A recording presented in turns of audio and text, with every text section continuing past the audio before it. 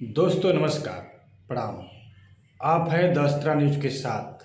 मैं अनिल कुमार यादव अपने YouTube channel पर आप सभी लोग का स्वागत और अभिनंदन करता हूं। समाजवादी पार्टी के सांसद रामजी लाल सुमन के काफिले पे हमला हुआ और करणी सेना ने इसकी जिम्मेदारी ली है। वहीं सपा प्रमुख को चेतावनी देते हुए कहा है, अखिलेश तुम्हारे घुटने टिकवा देंगे। करणी सेना के युवा राष्ट्रीय अध्यक्ष योगेंद्र राणा ने बाकायदा वीडियो जारी करके कहा, सांसद इस बार बच गए, कुछ गाड़ियां ही टूट पाई हैं। ऐसी नकेल डालेंगे कि तेरी कई पीढ़ियां बाबर का नाम लेना भूल जाएंगी। हर बार तुम्हें बचाने के लिए प्रशासन नहीं आएगा। राष्ट्रीय अध्यक्ष डॉक्टर राज शेखावत ने कहा, जब तक तोड़ेंगे नहीं तब तक छोड़ेंगे नहीं। वहीं अंतर्राष्ट्रीय राष्ट्रीय अध्यक्ष सूरजपाल सिंह अंबू ने कहा, क्षत्रियों ने हमेशा देश के लिए लड़ाइयां लड़ी हैं। सरकार अगर छूट दे तो करणी सेना मानव बनने के लिए तैयार है। हम बॉर्डर पर नहीं जा सकते, लेकिन सेना जो हमें काम देगी हम उसे पूरा करेंगे। सपा सांसद रामजी लाल सुमन 20 गाड़ियों के काफिले के साथ 27 अप्रैल को अलीगढ़ के रास्ते बुलंदशहर एक दलित परिवार से मिलने के लिए जा रहे थे। तभी अलीगढ़ के बभाना टोल प्लाजा के पास लोगों ने उनके काफिले के ऊपर हमला कर दिया।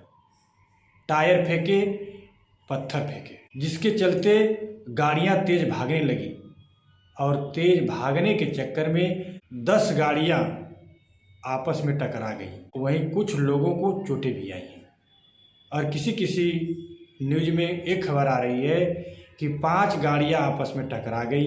लेकिन जो भी हो, गाड़ियां आपस में टकराई और कुछ लोगों को चोटें भी आई। इसके बाद रामजी लाल सुमन के खिलाफ नारेबाजी की। इसी बीच पुलिस पहुंची। पुलिस कर्मियों ने मौके पर मौजूद युवाओं को समझाया और काफिले को आगे रवाना किया।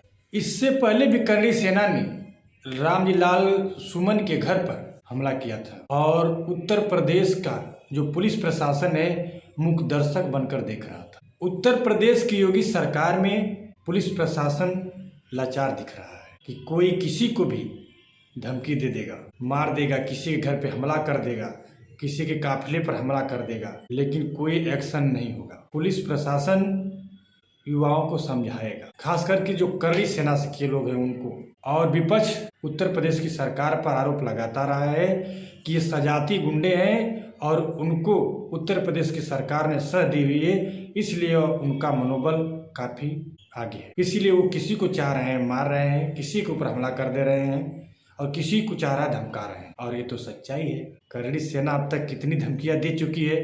उत्तर प्रदेश के पूर्व मुख्यमंत्री को, सपा के सांसदों को हमला भी किया है। ये तो किसी से छिपा नहीं है। तो सवाल तो भाई उठेगा।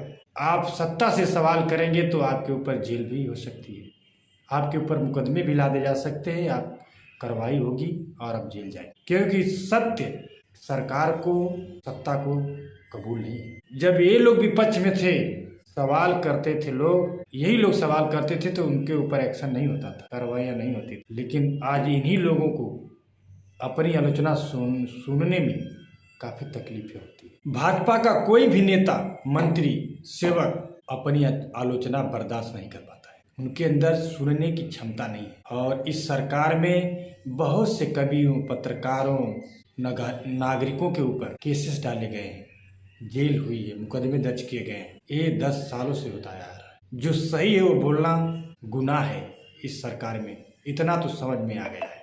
अब बाकी क्या कार्रवाई होती है ये देखना बाकी है। भाई सह तो मिली हुई है।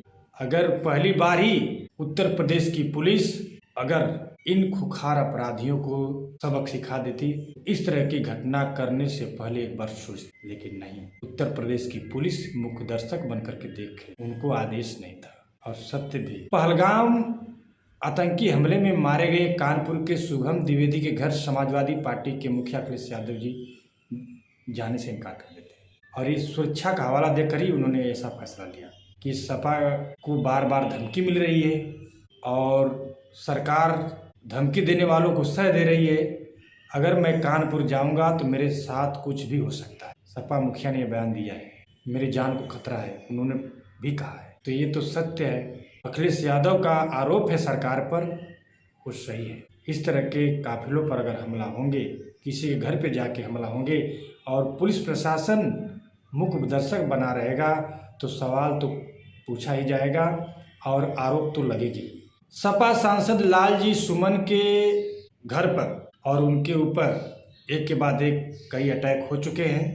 अब देखना है, और इसके बाद भी कड़ी सेना रुकने का नाम नहीं ले रही है और धमकियां दे रही हैं कि जब तक तोड़ेंगे नहीं तब तक छोड़ेंगे नहीं, और कब तक पुलिस प्रशासन बचाएगा। इस तरह की तमाम तरह की धमकियां करड़ी सेना दे रही है।